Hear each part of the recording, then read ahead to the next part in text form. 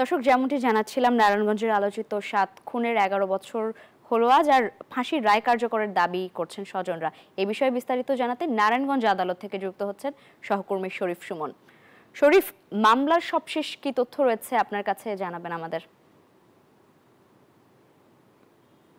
ধন্যবাদ। আমরা এখন অবস্থান করছি নারায়ণগঞ্জের আদালত পাড়ায়। আলোচিত এই নৃশংস ৭ খুনের মামলাটি আজকে ১১ বছর পূর্তি হতে চলেছে।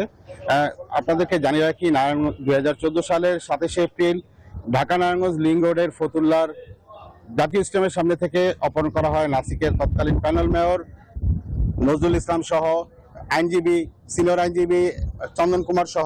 বান্ডেল থাকলে প্রতি সেনমানিতে টাকা বাঁচবে। বিকাশ সেনমানি বান্ডেল কিনে জিতুন প্রতি লেনদেনে। ৬০ জনকে, এবং ওই একই বছরের ৩০ এপ্রিল ৭ জনের লাশ ভেসে ওঠে শীতলক্ষা নদীতে।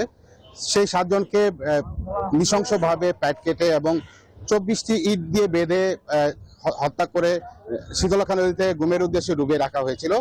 আলোচিত সেই ৭ খুনের ঘটনায় কিন্তু গোটা দেশই উত্তাল হয়ে উঠেছিল। বিশেষ করে সেই নৃশংস হত্যাকাণ্ড এবং ৭ খুনের পরে কিন্তু নারায়ণগঞ্জের আদালত পাড়া সহ গোটা নারায়ণগঞ্জে কিন্তু নারায়ণগঞ্জবাসী ফুঁসে উঠেছিল এবং তারা বিক্ষোভে ফেরে পড়েছিল।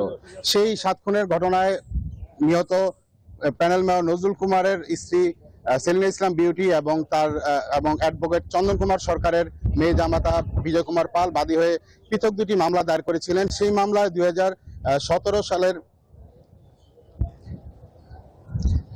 দর্শক, নারায়ণগঞ্জের আদালত পাড়া থেকে আমার কাছে ছিল এই সর্বশেষ। ফিরে যাচ্ছি স্টুডিওতে।